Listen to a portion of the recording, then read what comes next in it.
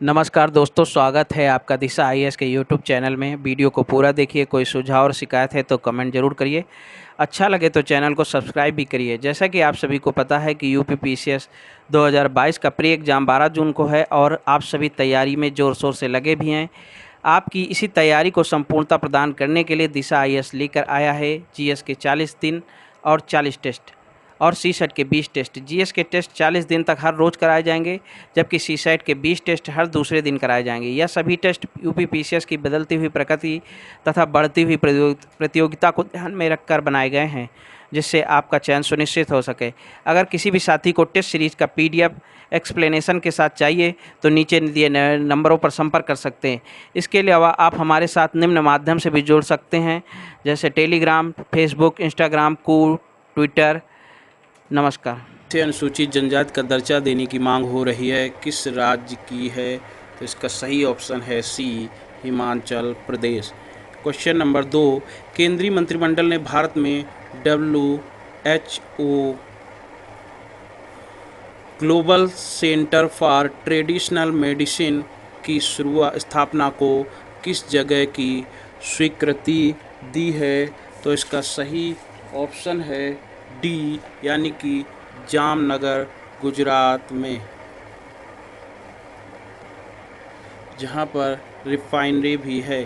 इसी तरह question number 3, Deendayal Upadhyay ग्रामीण कौशल्या योजना के संबंध में निम्नलिखित कथनों पर विचार करें। 25 सितंबर 2014 को आरंभ की गई दीनदयाल उपाध्याय ग्रामीण कौशल्या योजना DDU-JKY भारत सरकार द्वारा वित्त पोषित एक राष्ट्रव्यापी प्लेसमेंट लिंक्ड कौशल प्रशिक्षण कार्यक्रम है। यह भारत सरकार के सामाजिक न्याय एवं अधिकारिता मंत्रालय द्वारा चलाया गया है। इसका सही ऑप्शन है ए, यानी कि केवल एक। इसी तरह से क्वेश्चन नंबर, आप इसका स्क्रीनशॉट ले सकते हैं व्याख्या का।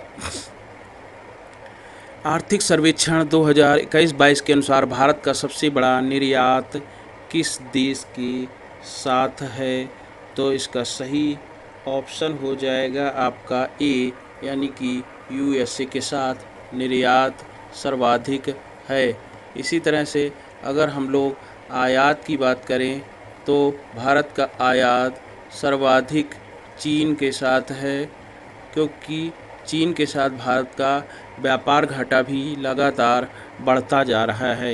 इसी तरह से क्वेश्चन नंबर 5, हाल ही में चर्चा में रही नॉर्ड स्ट्रीम पाइपलाइन किस सागर से होकर गुजरती है? तो इसका सही ऑप्शन हो जाएगा ए, यानी कि बाल्टिक सागर से। क्वेश्चन नंबर 6, कोविड-19 में केवल अनैच्छिक पुश आधारित रिवर्स माइग्रेशन होता है। भारत में अंतिम निवास के स्थान से अंतर्राज्यीय ग्रामीण से ग्रामीण प्रवासन में महिलाओं का प्रभुत्व देखा जाता है। तो इसका सही ऑप्शन हो जाएगा बी, यानी कि केवल 2। क्वेश्चन नंबर 7 पर आते हैं। विश्व असमानता रिपोर्ट विश्व बैंक द्वारा प्रकाशित की जाती है। राष्ट्रीय आर्थिक अनुसंधान ब्यूरो वित्त मंत्रालय के अधीन है। तो इसका सही ऑप्शन है डी, इनमें से कोई नहीं। विश्व असमानता रिपोर्ट, इसकी व्याख्या देख सकते हैं। फ्रांस स्थित विश्व असमानता लैब द्वारा प्रकाशित की जाती है, इसलिए ये पहला कथन असत्य है। इसी तरह national bureau of economic research एक अमेरिकी निजी गैर लाभकारी अनुसंधान संगठन है, इसलिए दूसरा कथन भी असत्य है। क्वेश्चन नंबर 8, भारत के संविधान के किस अनुच्छेद के तहत निम्नलिखित पंक्ति दी गई है? यह भारत के प्रत्येक नागरिक का कर्तव्य होगा जो माता पिता या अभिभावक हैं कि वह अपने बच्चे को शिक्षा के अवसर प्रदान करें, या जैसा भी मामला हो 6 और 14 वर्ष की आयु के बीच देखभाल करें। इसका सही ऑप्शन है बी, 51A, यानी कि ये है आपके मौलिक कर्तव्य का हिस्सा है। किसका है ये हिस्सा? मौलिक कर्तव्य का हिस्सा है। इसके बाद क्वेश्चन नंबर 9 पर आते हैं। हाल ही में पारित GNCTD संशोधन अधिनियम के संदर्भ में निम्नलिखित वाक्यों पर विचार करें। कानून दिल्ली सरकार के लिए उपराज्यपाल की राय प्राप्त करना आवश्यक बताता है। अधिनियम में उल्लेख किया गया कि विधानसभा द्वारा बनाए गए किसी भी कानून में सरकार शब्द का अर्थ कैबिनेट होगा। ऑप्शन 3, प्रश्नगत अधिनियम दिल्ली के उपराज्यपाल को दिल्ली सरकार घोषित करके व्यापक शक्तियां प्रदान करता है। ए, अधिनियम दिल्ली को पूर्ण राज्य का दर्जा देने के रास्ते पर है। उपरोक्त में से कौन सा विकल्प सही है? तो इसका सही ऑप्शन हो जाएगा सी, यानी कि 1 और 3 दोनों। इसी तरह से क्वेश्चन नंबर 10 पर आते हैं। कवच के बारे में निम्नलिखित कथनों पर विचार करें। यह एक ऐसी तकनीक है जिसे एक ट्रेन को स्वचालित रूप से रोकने के लिए डिजाइन किया गया है जब यह एक निर्धारित दूरी के भीतर एक ही लाइन पर किसी अन्य ट्रेन को नोटिस करता है। यह लोकोमोटिव में स्थापित इलेक्ट्रॉनिक्स उपकरणों और लेजर फ्रीक्वेंसी पहचान उपकरणों का एक सेट है। इसका सही ऑप्शन हो जाएगा ए, केवल एक। अब हम लोग क्वेश्चन नंबर 11 पर आते हैं। निम्नलिखित में से कौन सा क्षेत्र देश स्टैक ई पोर्टल से संबंधित है? रक्षा, शिक्षा, स्किलिंग या फिर स्वास्थ्य? तो आपको इसका सही ऑप्शन है सी, यानी कि स्किलिंग, जो कि इसी तरह से क्वेश्चन नंबर 12, निम्नलिखित में से किस संगठन द्वारा UPI 123 पे और डिजी साथी नामक एक पहल किया गया है? इसका सही ऑप्शन है बी, यानी भारतीय रिजर्व बैंक द्वारा।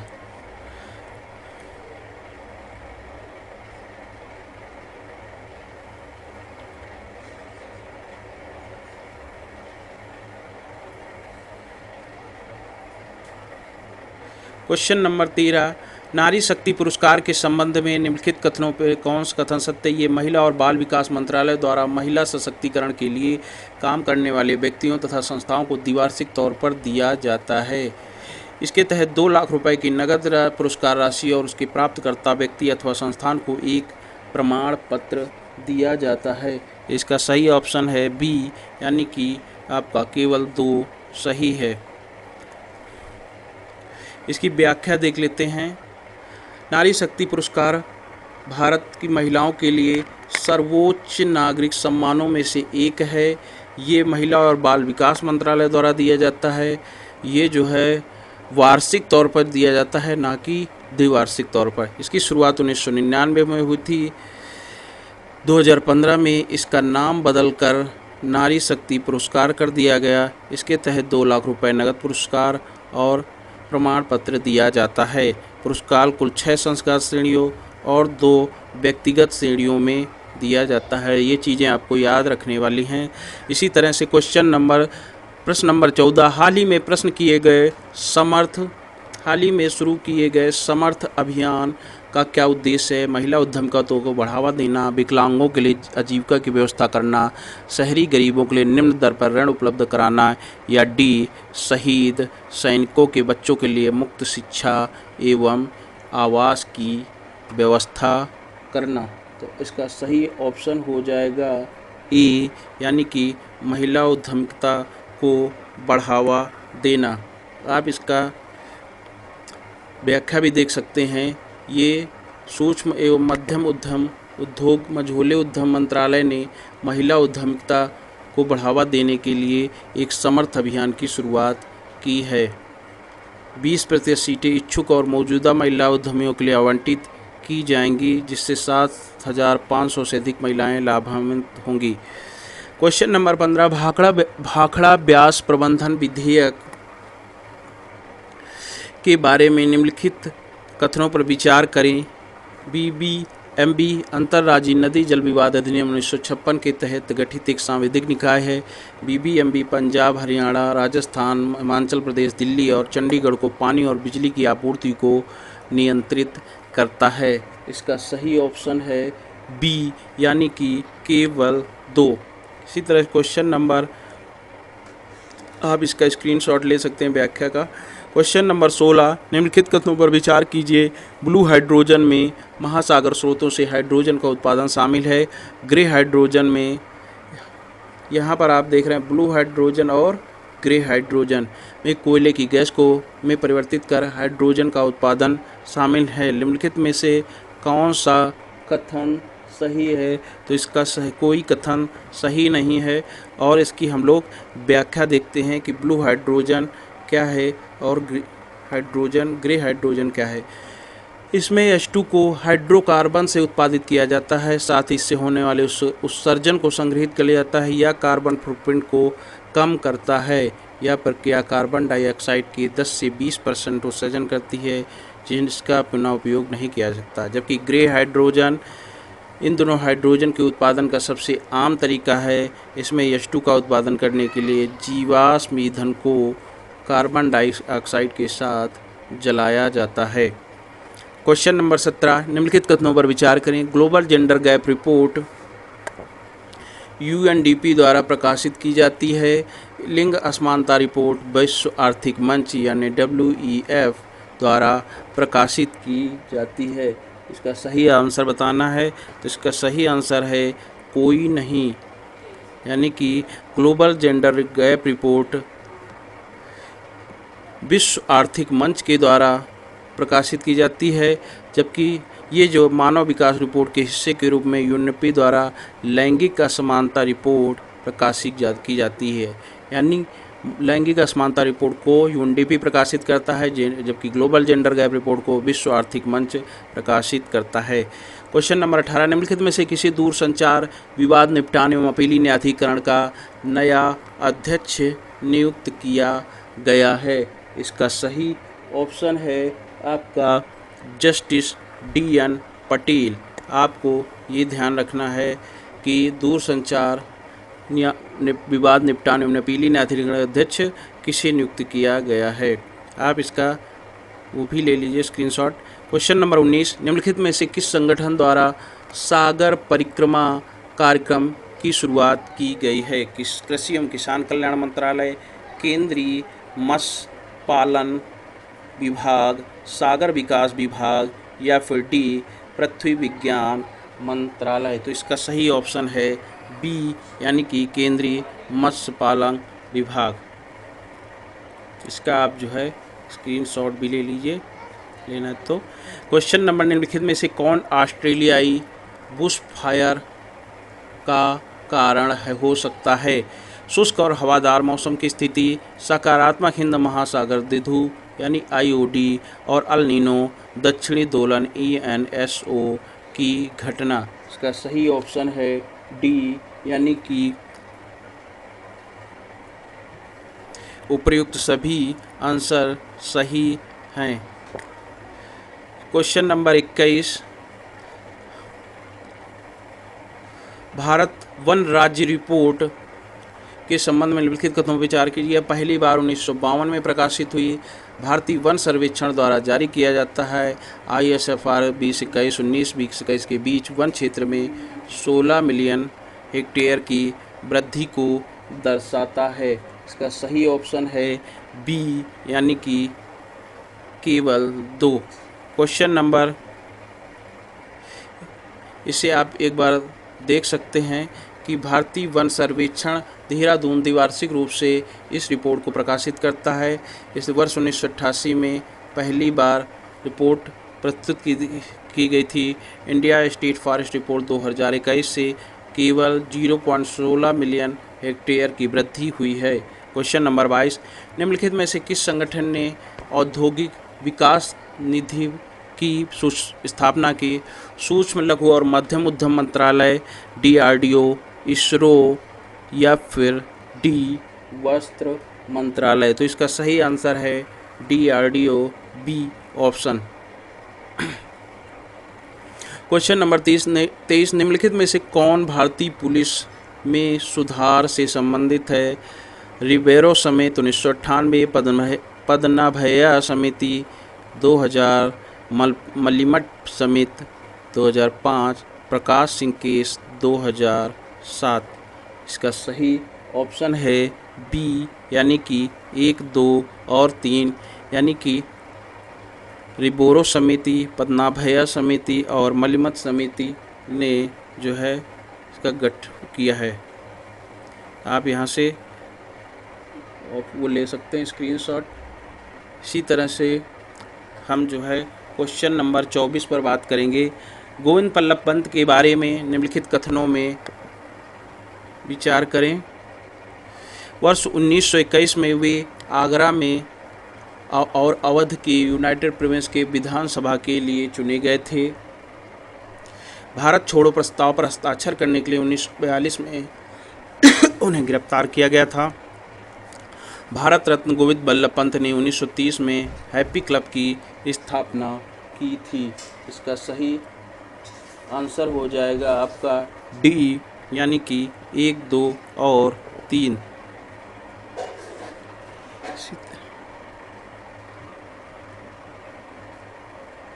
क्वेश्चन नंबर हम लोग 25 पर आते हैं।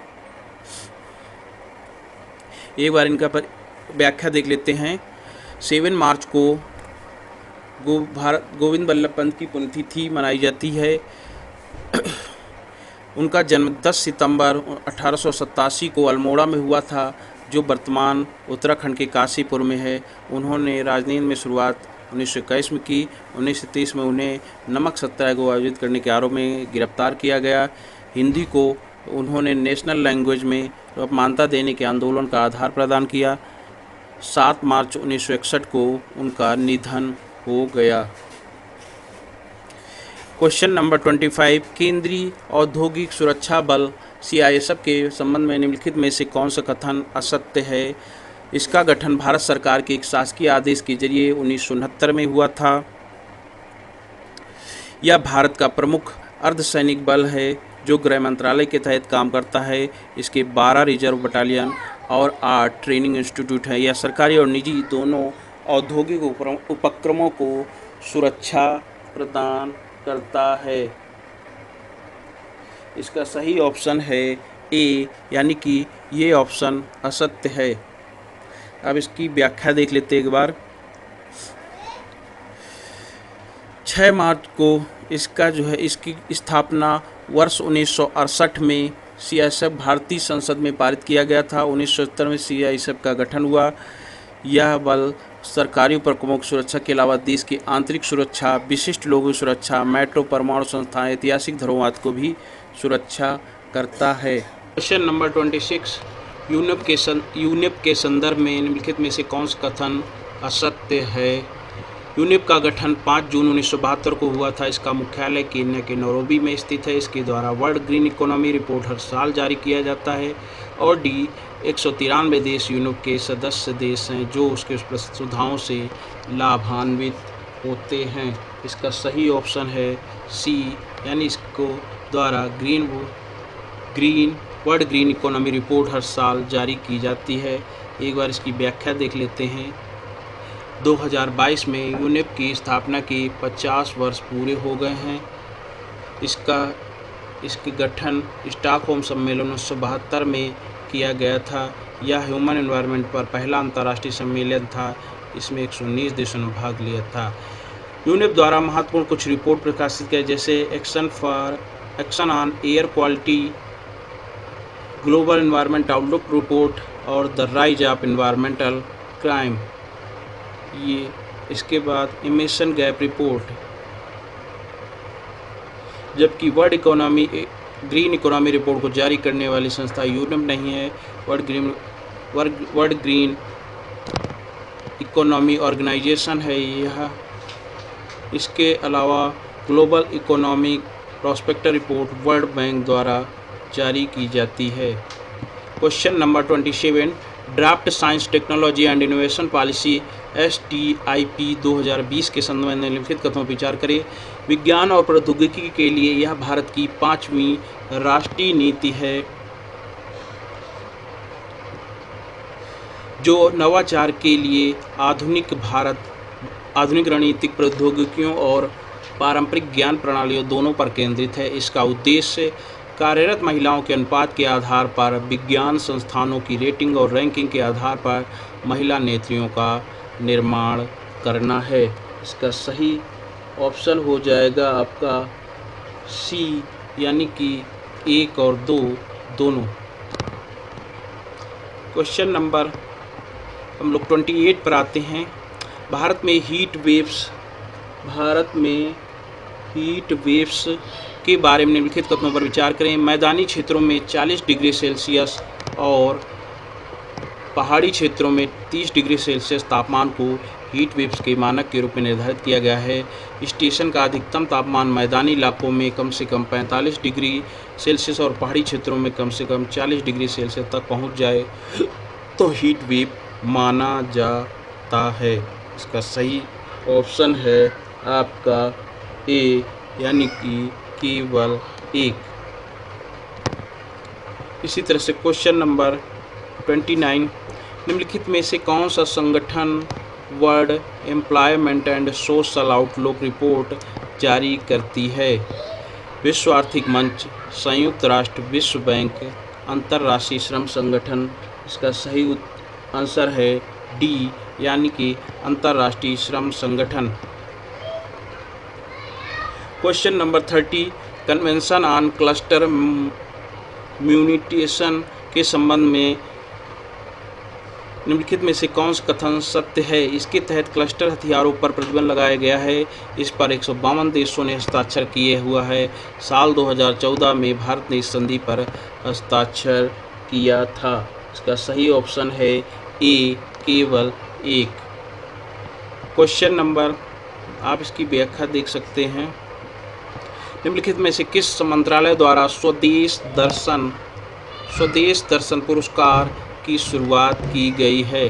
कृषि एवं किसान कल्याण मंत्रालय, पर्यटन मंत्रालय, पूर्वोत्तर क्षेत्र विकास मंत्रालय या फिर डी, पंचायती राज मंत्रालय। तो इसका सही ऑप्शन है बी, यानी कि पर्यटन मंत्रालय। क्वेश्चन नंबर 32, हाल ही में नाटो चार्टर का अनुच्छेद 5 सुर्खियों में रहा। ये निम्नलिखित में से किससे संबंधित है? ए, प्राकृतिक आपदा के दौरान सदस्य देशों को रसद आपूर्ति से, नाटो समूह में नए सदस्यों को जोड़ने की प्रक्रिया से, सी, सदस्य देशों की सामूहिक सुरक्षा से या फिर डी, नाटो चार्टर की उल्लंघन की दशा में किसी सदस्य देश को निष्कासित करने की प्रक्रिया से। इसका सही ऑप्शन है सी, यानी कि सदस्य देशों की सामूहिक सुरक्षा से। और ये नाटो लगातार रूस और यूक्रेन के जो विवाद चल रहा है, युद्ध चल रहा है, उसके कारण लगातार चर्चा में बना हुआ है।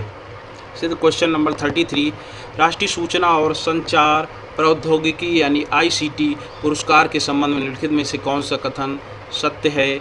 यह पुरस्कार इलेक्ट्रॉनिक एवं सूचना प्रौद्योगिकी मंत्रालय भारत सरकार द्वारा जारी किया जाता है। यह पुरस्कार ऐसे लोगों को प्रदान किया जाता है जिन्होंने सूचना प्रौद्योगिकी की मदद से गरीबी दूर करने में महत्वपूर्ण भूमिका निभाई हो। इसका सही ऑप्शन है डी, यानी कि इनमें से कोई नहीं। आप इसको जो है व्याख्या देख सकते हैं। ये 49 अध्यापकों को राष्ट्रीय सूचना प्रौद्योगिकी पुरस्कार प्रदान किया गया। केंद्रीय शिक्षा मंत्रालय द्वारा स्कूली अध्यापकों को प्रदान किया जाता है। इस सूचना संचार प्रौद्योगिकी के जरिए स्कूली शिक्षा की गुणवत्ता में सुधार किया हो। क्वेश्चन नंबर 34, अंतर्राष्ट्रीय न्यायालय के बारे में निम्नलिखित कथनों पर विचार करें। इसकी स्थापना जून 1945 में संयुक्त राष्ट्र के चार्टर द्वारा की गई थी। यह अंतर्राष्ट्रीय न्याय के स्थायी न्यायालय का उत्तराधिकारी है। अंग्रेजी और स्पेनिश ICJ की आधिकारिक भाषाएं हैं। इसका सही ऑप्शन है सी, यानी कि 1 और 2 दोनों। ICJ संयुक्त राष्ट्र का प्रमुख न्यायिक अंग है। इसकी स्थापना जून 1945 में की गई। 1946 में इसने काम शुरू कर दिया। इसके अंग्रेजी और फ्रेंच इसकी आधिकारिक भाषाएं हैं। क्वेश्चन नंबर 35, निम्नलिखित में से कौन से विकल्प को अपनाने से मुद्रास्फीति में सर्वाधिक वृद्धि होने की संभावना है?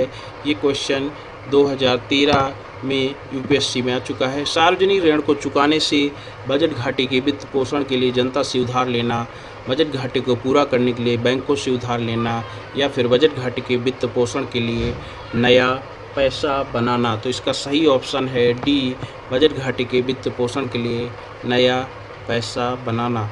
क्वेश्चन नंबर 36, स्विफ्ट के बारे में निम्नलिखित कथनों पर विचार करें। या वित्तीय संस्थानों के लिए धन हस्तांतरण जैसे वैश्विक मौद्रिक लेन देन के बारे में जानकारी को आदान प्रदान करने के लिए एक सुरक्षित मंच है। या बेल्जियम में स्थित है और G7 देशों के केंद्रीय बैंकों द्वारा नियंत्रित किया जाता है। इसका सही ऑप्शन है आपका ए, यानी कि केवल एक। क्वेश्चन नंबर 37, सिंधु नदी जल विवाद निम्नलिखित पर कथनों पर विचार के लिए। सिंधु नदी जल स्थायी आयोग के तहत इस्लामाबाद में भारत और पाकिस्तान की वार्षिक बैठक हुई। इस आयोग और वार्षिक बैठक का प्रावधान सिंधु जल संधि 1960 में किया गया है। इसका सही ऑप्शन है सी, यानी कि 1 और 2 दोनों।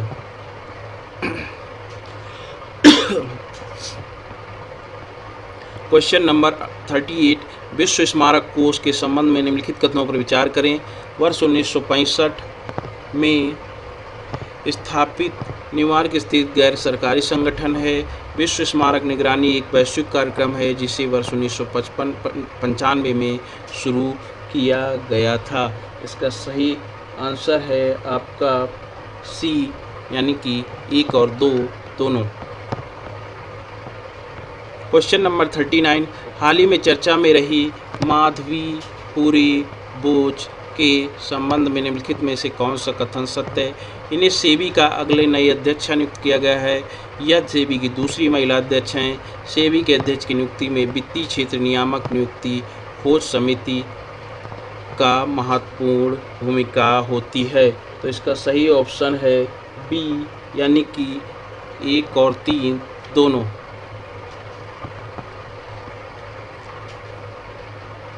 आप इसकी व्याख्या देख सकते हैं। इनको अजय त्यागी जी की जगह इनको ये चार्ज दिया गया है। ये पहला मौका है जब कोई महिला सेबी की कमान संभालेगी और ये जो है कैबिनेट की सिफारिश पर की जाती है नियुक्ति वित्तीय क्षेत्र नियामक नियुक्ति खोज समिति की सिफारिश पर। इसके अलावा question number 40, freedom in the world report निम्नलिखित में से किस संगठन द्वारा प्रकाशित की जाती है। इसका सही ऑप्शन है सी, यानी कि फ्रीडम हाउस के द्वारा। क्वेश्चन नंबर 41, निम्नलिखित में से कौन सा देश आरसेप का हिस्सा नहीं है। आपको कल मैंने बताया था कि आरसेप का हिस्सा कौन कौन से आरसेप में देश शामिल हैं।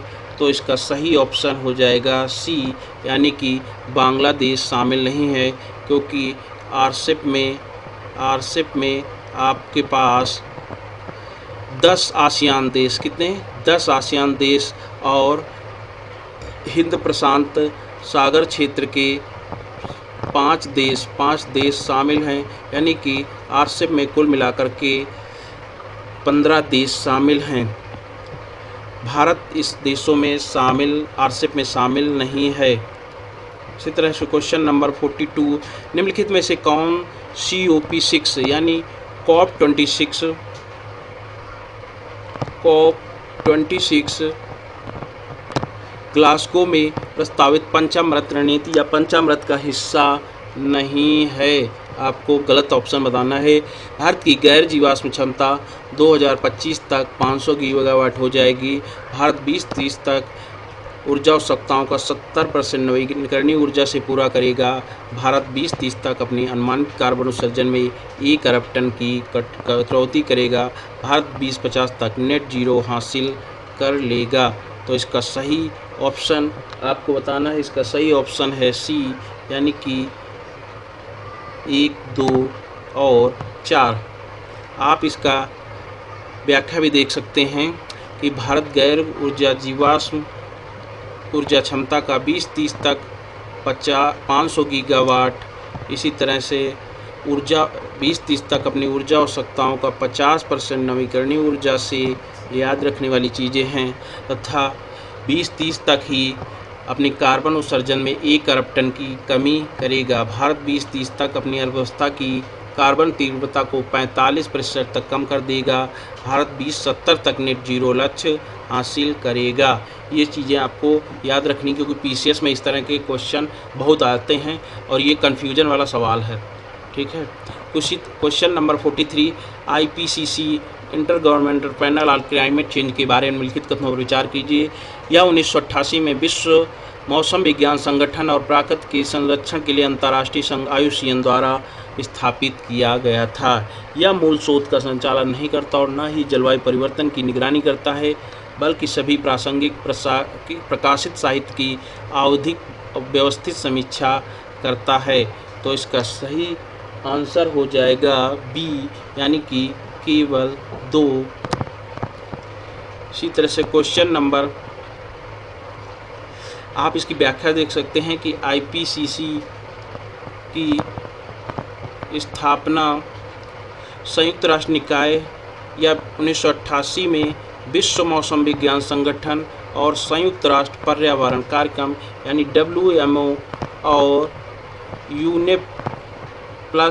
यूनेप के द्वारा इसकी मिलकर इसकी स्थापना 1988 में की गई थी और यह जलवायु परिवर्तन की निगरानी करने वाला एक संस्थान है।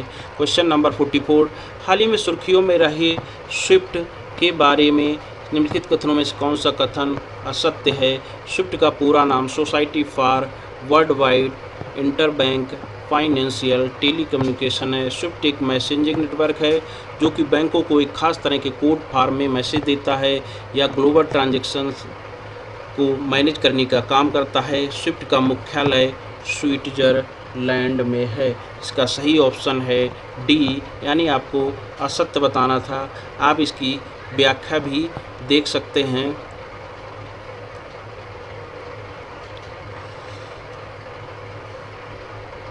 इसका स्विफ्ट का मुख्यालय देखिए, स्विफ्ट का मुख्यालय बेल्जियम की राजधानी ब्रसेल्स में है, इसलिए डी ऑप्शन गलत था। क्वेश्चन नंबर 45, 15वीं शताब्दी के संत श्रीमंत शंकर देव के संबंध में निम्नलिखित में से कौन सा कथन सत्य है? यह कर्नाटक और केरल क्षेत्र से संबंधित है। शंकर देव ने एका शरणा नाम धर्मा नामक भक्ति के एक रूप का प्रचार किया था। इसका सही ऑप्शन है बी, यानी केवल 2।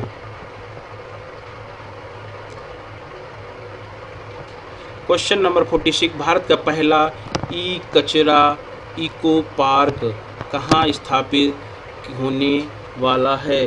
क्वेश्चन नंबर 46, ये आपका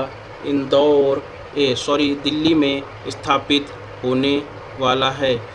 इसमें जो भी आपके इलेक्ट्रॉनिक सामान उनका कचरा इकट्ठा किया जाएगा।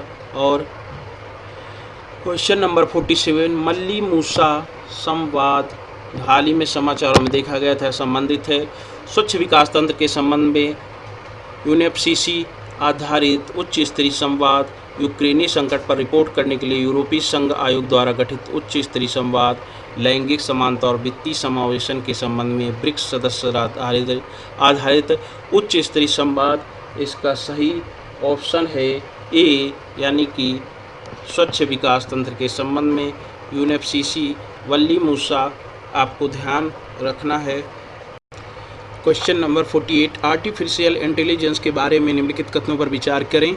आर्टिफिशियल इंटेलिजेंस एक उभरती हुई तकनीक है जो मशीनों के उपयोग के साथ बुद्धि, भावना, समझ और कार्य करने की मानवीय क्षमताओं को सुविधा को प्रदान करती है। Raise 2020 responsible AI for social empowerment 2020 का आयोजन नीति आयोग और इलेक्ट्रॉनिक्स और सूचना प्रौद्योगिकी मंत्रालय द्वारा संयुक्त रूप से किया गया था। इसका सही ऑप्शन है सी, यानी कि 1 और 2 दोनों। क्वेश्चन नंबर 49 पर आते हैं। भारत ने किस देश के साथ पारस्परिक लॉजिस्टिक विनिमय यानी कि RELOS समझौते पर हस्ताक्षर किए हैं? तो भारत ने, इसका सही ऑप्शन है सी, यानी भारत ने रूस के साथ पारस्परिक लॉजिस्टिक विनिमय समझौते पर हस्ताक्षर किए हैं, जबकि भारत ने अमेरिका के साथ logistic exchange memorandum of agreement समझौता 2016 में किया था। इसके अलावा क्वेश्चन नंबर 50, फिएट मनी और लीगल टेंडर के बारे में निम्नलिखित कथनों पर विचार करें। लेन देन के निस्तारण में फिएट मनी से इनकार नहीं किया जा सकता है। सभी फिएट मनी लीगल टेंडर हैं। इसका सही ऑप्शन है आपका 50 यानी कि डी, उपरोक्त में से कोई नहीं। क्वेश्चन नंबर 51, नदियों के लिए night navigation mobile app launch करने के लिए भारत का पहला राज्य कौन सा है? इसका सही ऑप्शन है सी यानी कि असम। हाल ही में इसका व्याख्या देखते हैं। नदियों में night navigation mobile app launch करने वाला असम देश का पहला राज्य बना है। गुवाहाटी स्थित नौका सीमाओं के लिए नाइट नेविगेशन को मुख्यमंत्री हेमंत बिस्वा शर्मा द्वारा लॉन्च किया गया था। इससे आईआईटी मद्रास के वैज्ञानिक के राजू के सहयोग से परिवहन द्वारा विकसित किया गया है। इसमें ब्रह्मपुत्र नदी के मसौदे को गहन सर्वेक्षण किया गया, जिसके बाद ये ऐप विकसित किया गया। इसकी क्वेश्चन नंबर 52, तिरान की खाड़ी के संबंध में निम्नलिखित कथनों पर विचार करें। तिरान की खाड़ी गल्फ ऑफ अकाबा लाल सागर को जोड़ती है या सिनाई प्रायद्वीप के तट के निकट स्थित है। इसका सही आंसर हो जाएगा सी यानी कि 1 और 2 दोनों। क्वेश्चन नंबर 53 पर आते हैं। 14 से 26 फरवरी के बीच वर्चुअली आयोजित आईपीसीसी की महत्वपूर्ण रिपोर्ट में जिन 3 भारतीय शहरों का उल्लेख किया गया है, उनमें से निम्नलिखित में से कौन शामिल नहीं है? ये आईपीसीसी की रिपोर्ट यानी संयुक्त राष्ट्र की inter government panel on climate change report के अनुसार भारत के कोच्चि को शामिल नहीं किया गया है, जबकि सूरत, इंदौर और भुवनेश्वर को शामिल किया गया है। ये देखिए, सूरत, इंदौर और भुवनेश्वर को शामिल किया गया है। Question number 54, India data accessibility and use policy के मसौदे के संबंध में निम्नलिखित कथनों पर विचार करें। या संचार मंत्रालय द्वारा जारी किया जा गया है। उपयोगकर्ता के व्यक्तिगत डेटा का मुद्रीकरण का प्रस्ताव करता है। सेंट्रल इंडिया डेटा ऑफिस स्थापित करने का सुझाव देता है। इसका सही ऑप्शन है सी यानी कि केवल 3। क्वेश्चन नंबर 55, निम्नलिखित में से कौन भारत में प्रमुख आक्रामक प्रजाति है? कैसिया यूनिफ्लोरा, क्रोमोलेना गंधक, लैंटाना कैमरा, बबूल कटीचू या प्रोसोपिस जूलीफ्लोरा। इसका सही ऑप्शन हो जाएगा सी यानी कि 1, 2, 3 और 5। ये सभी भारत में प्रमुख आक्रामक प्रजातियां हैं।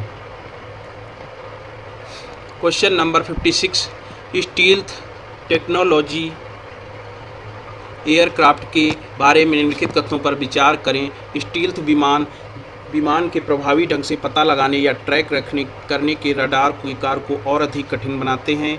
अभी तक केवल यूएस और रूस के पास ही 5वीं पीढ़ी के विमान हैं। उपरोक्त कथनों में से कौन सा सही नहीं है? इसका सही आंसर हो जाएगा आपका बी यानी कि केवल 2 सही नहीं है।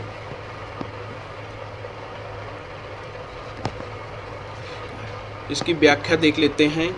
स्टील्थ विमान के प्रभावी ढंग से पता लगाने या ट्रैक करने के रडार के कार्य को और अधिक कठिन बनाते हैं। अभी तक केवल अमेरिका F-35 और F-22 राप्टर, रूस Su-57 फेलोन और चीन J-20 के पास ही 5वीं पीढ़ी के विमान हैं, जिनको जो है ट्रैक करना या पता लगाना बहुत ही कठिन काम है या असंभव है इस समय तो। क्वेश्चन नंबर 57, WHO ने शहरी क्षेत्रों के लिए 90 वर्ग मीटर प्रति व्यक्ति के हरित क्षेत्र की अनुशंसा की है। भारत के अधिकांश शहर WHO द्वारा अनुशंसित हरित स्थान की आवश्यकता को पूरा करते हैं। FSI रिपोर्ट 2021 के अनुसार हैदराबाद के अतिरिक्त भारत के सभी मेगा शहरों के वन क्षेत्र में गिरावट हुई है। तो इसका सही ऑप्शन है आपका सी, यानी कि केवल 3 जो सही है। इसी तरह से क्वेश्चन नंबर 58, हाल ही में भारत सरकार द्वारा शुरू किया गया ऑपरेशन गंगा। ऑपरेशन गंगा इतना ज़्यादा चर्चा में रहा कि पूछे मत। यह इसका ऑप्शन है ए, मानव तस्करी पर लगाम लगाना, बी, यूक्रेन में फंसे भारतीयों को सुरक्षित वापस लाना, सी, नदियों के माध्यम से जल परिवहन को बढ़ावा देना, और डी, आगामी नवरात्र से पहले सभी गंगा घाटों को पूरी तरह से स्वच्छ बनाना। इसका सही ऑप्शन है आपका बी, यानी कि यूक्रेन में फंसे भारतीयों को वापस लाने के लिए केंद्र सरकार ने ऑपरेशन गंगा अभियान लॉन्च किया, जिसके तहत यह 26 जनवरी को 200 दिल्ली पहुंची थी पहली फ़्लाइट। इसके बाद 20,000 से ज़्यादा भारतीय यूक्रेन में रहते उन सभी को भारत वापस लाया गया। क्वेश्चन नंबर 59, निम्नलिखित में से किस संस्था द्वारा रामलिंगा स्वामी री एंट्री फेलोशिप योजना चलाई जा रही है?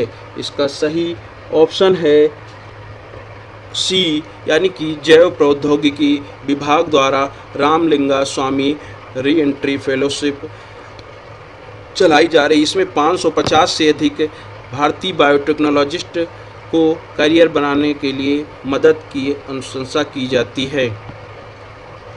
क्वेश्चन नंबर 60, निम्नलिखित में से किन दो देशों के बीच वार्षिक सैन्य अभ्यास यानी कि धर्म गार्जियन आयोजित किया जाता है?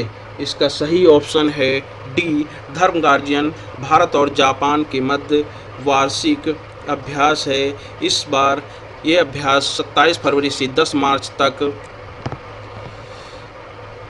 चला और इसमें मराठा लाइट इन्फेंट्री रेजिमेंट की 15वीं बटालियन ने हिस्सा लिया। क्वेश्चन नंबर 61, भू स्थिर परिचालन पर्यावरण उपग्रह गोज किस संगठन द्वारा संचालित किया जाता है? तो इसका सही ऑप्शन है बी, यानी कि राष्ट्रीय महासागरीय और वायुमंडलीय प्रशासन के द्वारा ये संचालित किया जाता है। Question number 62, Ken Betwa link परियोजना के बारे में निम्नलिखित कथनों पर विचार कीजिए। बजट 2022-23 में केन बेतवा लिंक परियोजना के लिए 4,000 करोड़ रुपए की अनुमानित राशि आवंटित की गई है। केन बेतवा लिंक परियोजना बेतवा नदी से केन नदी में पानी स्थानांतरित करने का प्रस्ताव करती है। इसका सही ऑप्शन है डी, ना तो 1 और ना ही 2। इसकी व्याख्या देखते हैं।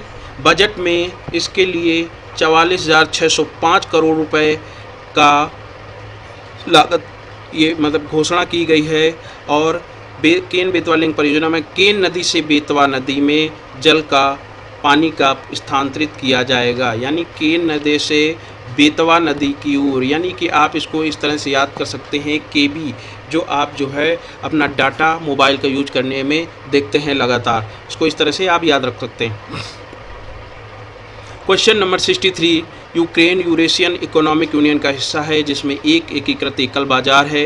नॉर्मैंडी फॉर्मेट एक राजनयिक समूह है जिसे जून 2014 में रूस की सैन्य आक्रामकता के कारण यूक्रेन में संघर्ष के लिए शांतिपूर्ण समाधान खोजने के लिए बनाया गया था। इसका सही ऑप्शन है ए, यानी कि केवल एक यूक्रेन यूरेशियन इकोनॉमिक यूनियन का हिस्सा है जिसमें एकीकृत एकल बाजार है। आप इसका स्क्रीनशॉट भी ले सकते हैं। क्वेश्चन नंबर 64, यूक्रेन की भौगोलिक स्थिति से संबंधित कौन सा कथन असत्य है? आपको असत्य बताना है। ए, बुल्गारिया की सीमा यूक्रेन और ब्लैक सी से लगती है। लिथुआनिया की सीमा बेलारूस से लगती है, यूक्रेन से नहीं लगती। कारपैथियन माउंटेन्स रेंज के दायरे में यूक्रेन भी आता है। डनाइपर और डेन्यूब नदियाँ यूक्रेन में बहती हैं। इसका सही ऑप्शन हो जाएगा आपका ए, यानी कि बुल्गारिया की सीमा और यूक्रेन और ब्लैक सी से लगती है। ये ऑप्शन गलत है।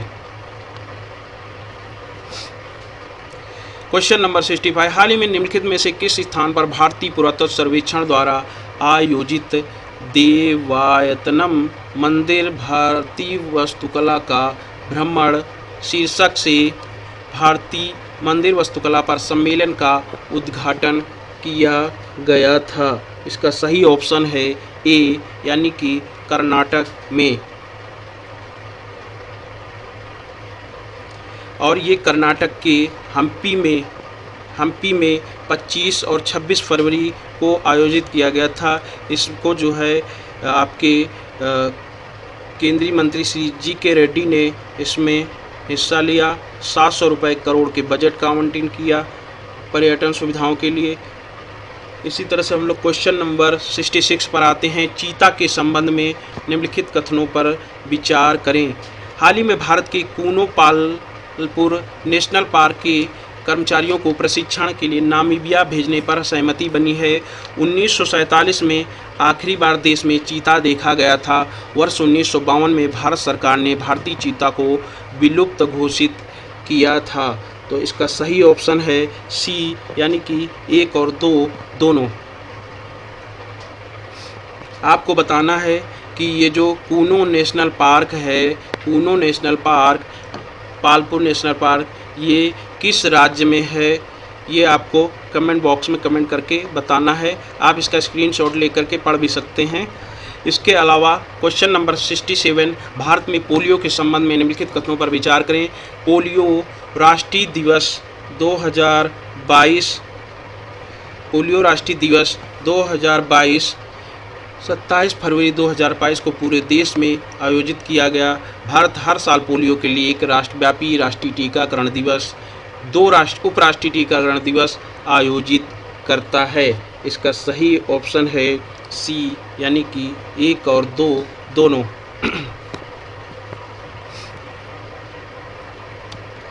आप इसकी व्याख्या का स्क्रीनशॉट ले सकते हैं। 68, भारतीय संविधान में निहित मौलिक कर्तव्यों के संबंध में निम्नलिखित में से कौन सा कथन सत्य है? मौलिक कर्तव्यों को रिट क्षेत्राधिकार के माध्यम से लागू किया जा सकता है। स्वर्ण सिंह समिति की सिफारिश के आधार पर यह संविधान का भाग बनाए गए मौलिक कर्तव्य केवल भारतीय नागरिकों पर लागू होते हैं। इसका सही ऑप्शन है आपका सी, यानी कि 2 और 3, क्योंकि मौलिक कर्तव्य रिट दायर करके लागू नहीं किए जा सकते हैं, यानी कि ये कानूनी रूप से बाध्य नहीं किया जा सकता इनको लागू करने के लिए। क्वेश्चन नंबर 69, जैविक कृषि के बारे में निम्नलिखित कथनों पर विचार कीजिए। सिक्किम 2016 में पूरी तरह से जैविक कृषि करने वाला विश्व का पहला राज्य बन गया। जैविक खेती के अंतर्गत क्षेत्रफल की दृष्टि से भारत का विश्व में प्रथम स्थान है। सहभागी गारंटी प्रणाली यानी पीजीएस जैविक उत्पादों को प्रमाणित करने की एक प्रक्रिया है। इसका सही ऑप्शन है आपका सी, यानी कि 1 और 3। क्वेश्चन नंबर 70 पर आते हैं। कपास के बागान के बारे में निम्नलिखित में से कौन सा कथन सही है? यह गर्म और आर्द्र जलवायु में पाया जाता है। कपास उच्च जल धारण क्षमता के साथ मिट्टी में उगाया जाता है। कपास 250 mm से 400 मिलीमीटर की वर्षा के साथ क्षेत्रों में लाभप्रद रूप से उगाया जा सकता है। तो इसका सही ऑप्शन है आपका सी, यानी कि केवल 3। निम्नलिखित में से कौन सी भाषा 21वें संविधान संशोधन कानून 1967 द्वारा संविधान की 8वीं अनुसूची में जोड़ी गई थी? इसका सही ऑप्शन है डी, यानी कि सिंधी भाषा को आपके 21वें संविधान संशोधन अधिनियम में 1967 में जोड़ा गया था। ठीक है। इसके अलावा क्वेश्चन नंबर 72, वित्तीय स्थिरता और विकास परिषद, वित्तीय स्थिरता और विकास परिषद के संबंध में निम्नलिखित में से कौन सा कथन असत्य है? इसका गठन रघुराम राजन समिति की सिफारिशों के आधार पर किया गया। इसकी अध्यक्षता आरबीआई गवर्नर द्वारा की जाती है। वित्त मंत्रालय के मुख्य आर्थिक सलाहकार इसके सदस्य होते हैं। हाल ही में इस संस्था की 25वीं बैठक का आयोजन किया गया है। इसका सही ऑप्शन हो जाएगा आपका बी, यानी कि इसकी अध्यक्षता आरबीआई गवर्नर द्वारा की जाती है। ये कथन असत्य है।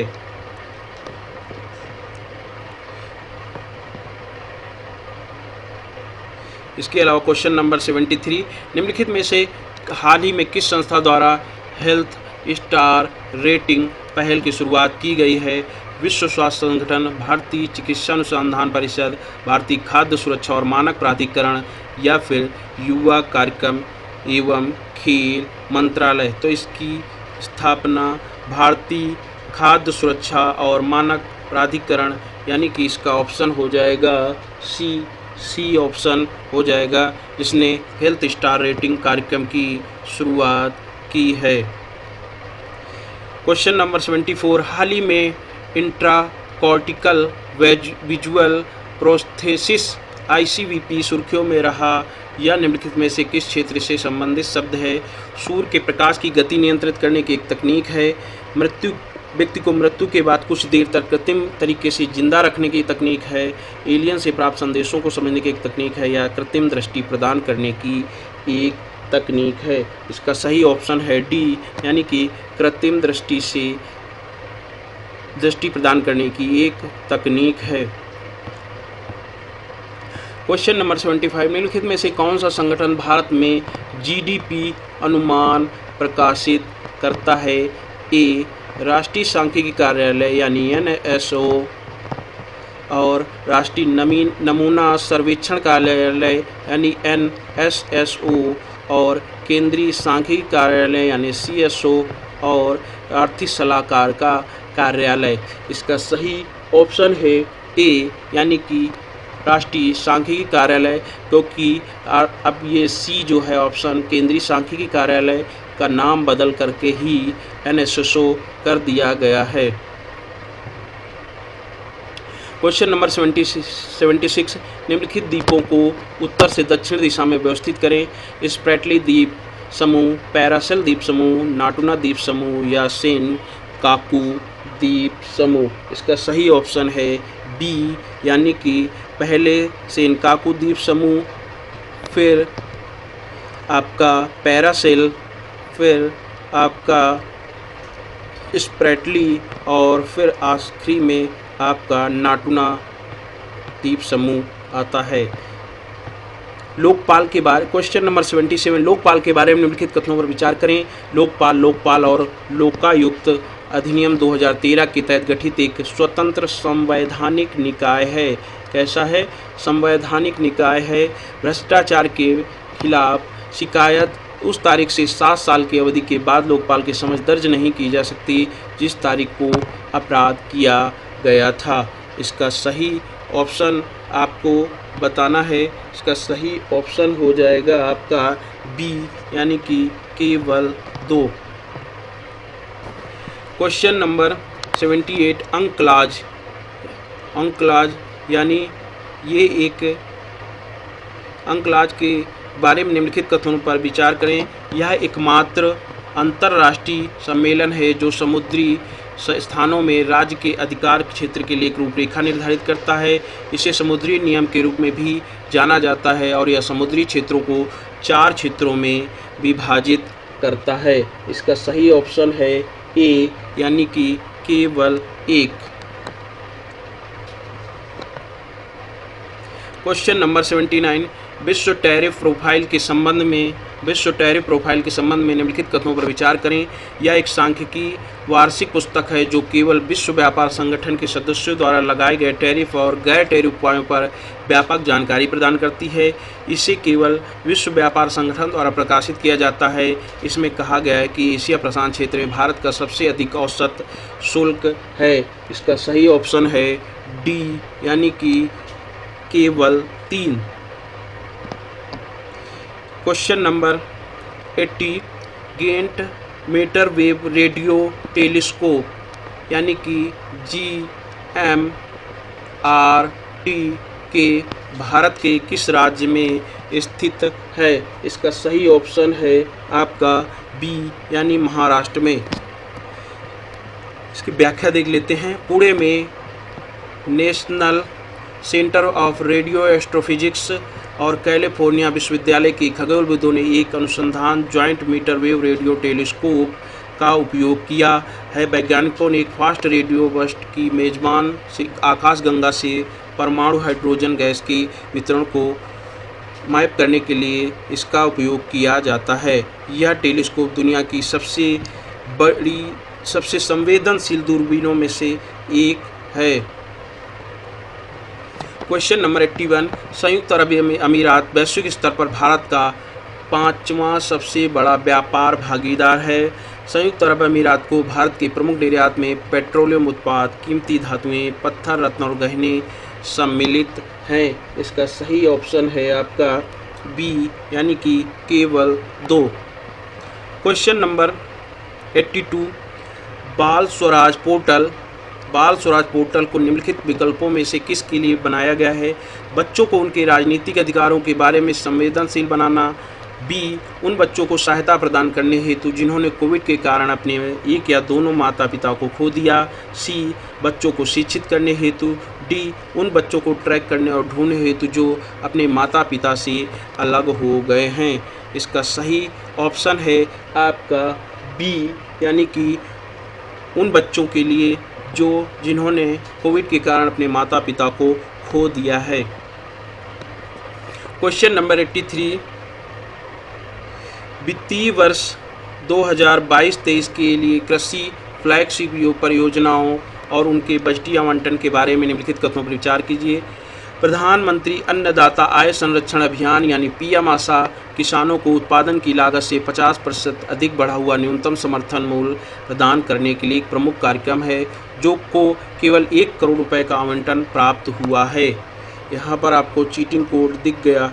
महात्मा गांधी राष्ट्रीय ग्रामीण रोजगार गारंटी योजना यानी मनरेगा एक प्रमुख ग्रामीण रोजगार कार्यक्रम को 9800 करोड़ रुपए के वित्तीय वर्ष 21-22 से लगभग 2500 करोड़ रुपए की कम आवंटन प्राप्त हुआ है।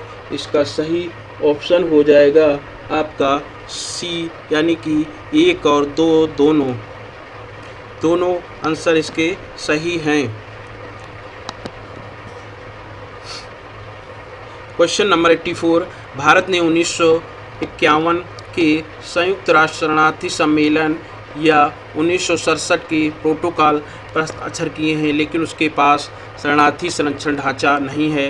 हाल ही में सरकार ने लोकसभा में एक विधेयक पेश किया जिसमें शरणार्थी और शरण कानून के अधिनियम का प्रस्ताव किया गया था। इसका सही ऑप्शन है आपका डी यानी कि इनमें से कोई नहीं।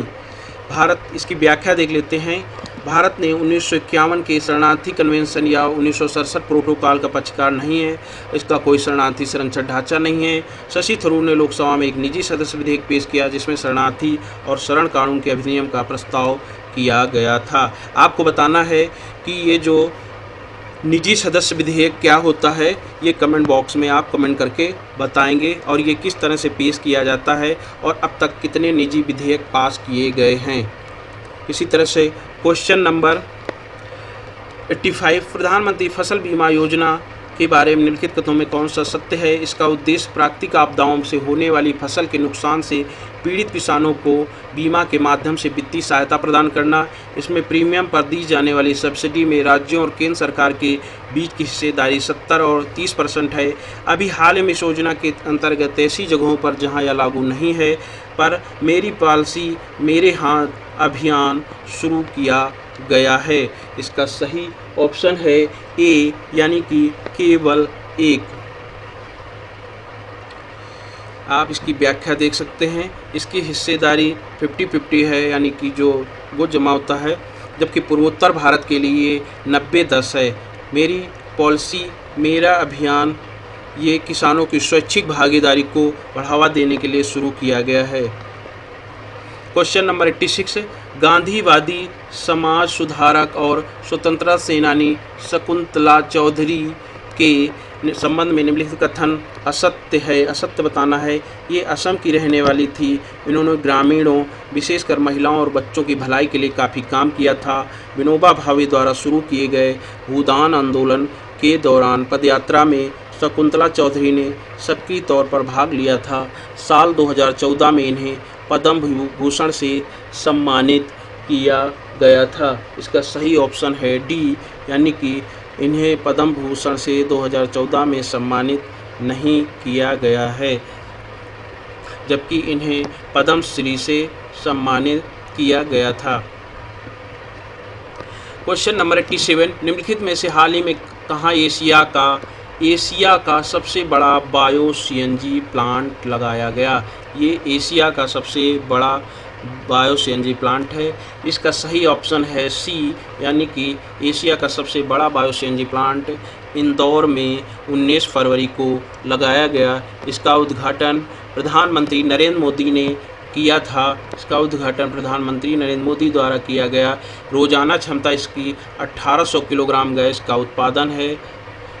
ठीक है, इसके साथ ही हम लोग क्वेश्चन नंबर 88 की ओर बढ़ते हैं। हरित हाइड्रोजन यानी कि ग्रीन हाइड्रोजन के बारे में निम्नलिखित कथनों पर विचार कीजिए। हरित हाइड्रोजन को बायोमास से उत्पादित हाइड्रोजन के रूप में परिभाषित किया जाता है, जैसे पेड़ पौधों से उत्पादित हाइड्रोजन। भारत के लिए अपने राष्ट्रीय स्तर पर निर्धारित योगदान को पूरा करने में हरित हाइड्रोजन की महत्वपूर्ण भूमिका है। इसका सही ऑप्शन है आपका बी, यानी कि केवल 2। क्वेश्चन नंबर 89, निम्नलिखित में से कौन सा विकल्प भारत में स्मार्ट कृषि के लिए चुनौती उत्पन्न कर रहा है?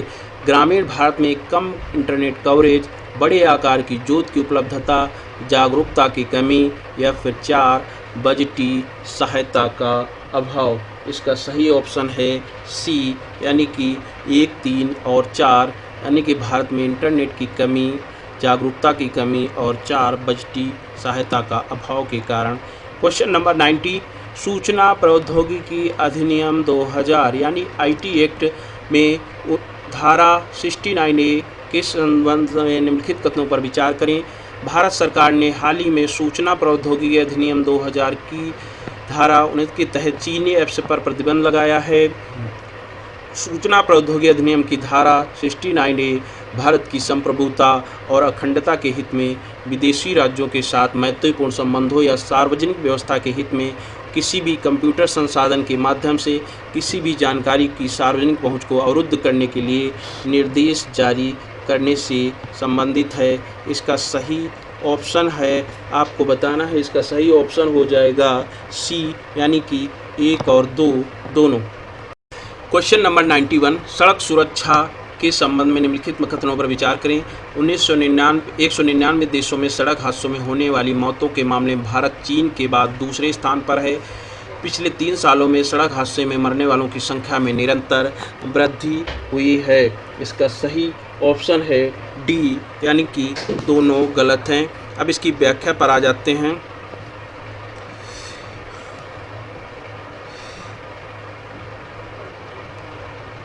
भारत सभी देशों में सड़क हादसे में होने वाले मौतों के स्थान पर पहले नंबर पर है। भारत में सड़क हादसे में दुर्घटनाओं में मरने वालों का 11% हिस्सा है। संख्या 2011 में जहां 1,42,485 से बढ़कर 2019 में 1,51,113 हो गई है। ये राष्ट्रीय अपराध रिकॉर्ड ब्यूरो का वार्षिक प्रकाशन, जिसका शीर्षक दुर्घटना, मृत्यु और आत्महत्या है, से पता चलता है कि भारत में 2020 में 1,33,201 मौतें दर्ज की गईं। 2020 में दुर्घटनाओं में यह कमी मुख्य रूप से लॉकडाउन के कारण थी। क्वेश्चन नंबर 92, व्यावसायिक सुरक्षा, स्वास्थ्य और काम के लिए करने की स्थिति कोड 2020 के संबंध में कथनों पर विचार करें। कोड ट्रेड यूनियन, नियोक्ता संघों और राज्य सरकारों के त्रिपक्षीय प्रतिनिधित्व के साथ व्यावसायिक सुरक्षा और स्वास्थ्य सलाहकार बोर्ड की स्थापना के लिए प्रावधान करता है। संहिता एक कारखाने की परिभाषा को एक ऐसे परिसर के रूप में विस्तारित करती है जहां कम से कम 40 कर्मचारी विद्युत यंत्रों के साथ काम करते हैं और 20 कर्मचारी बिना विद्युत यंत्रों के साथ काम करते हैं। इसका सही ऑप्शन है आपका ए, यानी कि केवल एक। क्वेश्चन नंबर 93, संकल्प और स्ट्राइव योजना किस से संबंधित है? नंबर ए आपका स्वास्थ्य से संबंधित है, नंबर बी शिक्षा से संबंधित है, सी कौशल विकास योजना से संबंधित है, या फिर डी लोक प्रशासन से संबंधित है। तो आपको इसका आंसर है सी, यानी कि कौशल विकास से ये संबंधित है। क्वेश्चन नंबर 94, निम्नलिखित में से कौन सा देश प्रशांत महासागर के साथ सीमा साझा करता है? ऑस्ट्रेलिया, जापान, अमेरिका या फिर ब्राज़ील? इसका सही ऑप्शन है आपका डी, यानी कि ब्राज़ील प्रशांत महासागर के साथ सीमा साझा नहीं करता है। ठीक है। क्वेश्चन नंबर 95, CBDC यानी सेंट्रल बैंक डिजिटल करेंसी के संबंध में निम्नलिखित कथनों पर विचार के। केंद्रीय बैंक की डिजिटल मुद्रा देश की कानूनी मुद्रा का डिजिटल रूप है। CBDC का मुख्य लक्ष्य व्यवसायों और उपभोक्ताओं को गोपनीयता, हस्तांतरणीयता, सुविधा पहुंच और वित्तीय सुरक्षा प्रदान करना है। CBDC एक केंद्रीय बैंक के स्थान पर एक वाणिज्यिक बैंक द्वारा जारी किया जाता है। ऊपर कौन सा कथन सत्य है? आपको इसका सही आंसर बताना है। तो इसका सही आंसर है एक और बी दोनों। क्वेश्चन नंबर 96, कारपोरेट सामाजिक उत्तरदायित्व जिम्मेदारी यानी CSR के बारे में निम्नलिखित कथनों पर विचार करें। भारत पहला देश है जिसने कारपोरेट सामाजिक जिम्मेदारी को कानूनी रूप से अनिवार्य किया है। CSR प्राचीन काल से ही भारतीय संस्कृति में निहित रहा है। इसका सही ऑप्शन है सी, यानी एक और दो दोनों।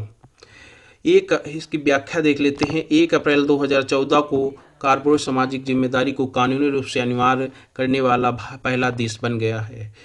CSR की अवधारणा मौर्य इतिहास में भी दिखाई देता है, जहां कौटिल्य दार्शनिकों ने व्यवसाय को संचालन करते समय नैतिक प्रथाओं सिद्धांतों पर जोर दिया था। क्वेश्चन नंबर 97, जाति जनगणना के संदर्भ में निम्नलिखित कथनों पर विचार करें।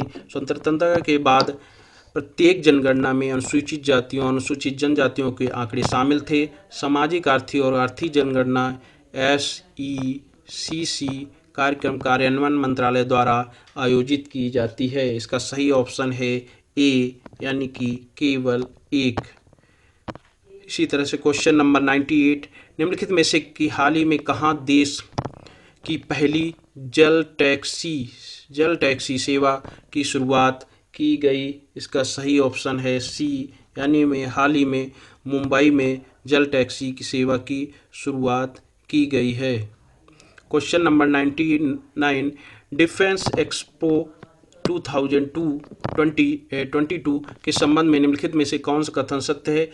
इस वार्षिक कार्यक्रम को 12-13 मार्च के बीच गुजरात के गांधीनगर में आयोजित किया जाएगा। यह एशिया की सबसे बड़ी रक्षा प्रदर्शनी होने जा रही है। इसका उद्देश्य देश को उभरते रक्षा विनिर्माण केंद्र के रूप में पेश करना है। इसका सही ऑप्शन है बी, यानी केवल 2 और 3। इसी तरह से क्वेश्चन नंबर 100 पर आते हैं। आर्थिक सर्वेक्षण 2021-22 के अनुसार भारत का सबसे बड़ा निर्यात किस देश के साथ होता है? तो भारत का निर्यात सबसे ज़्यादा USA के साथ होता है, यानी ए ऑप्शन सही है। इसी तरह से भारत का आयात चीन के साथ सर्वाधिक होता है, जिससे उसका व्यापार घाटा लगातार बढ़ता जा रहा है।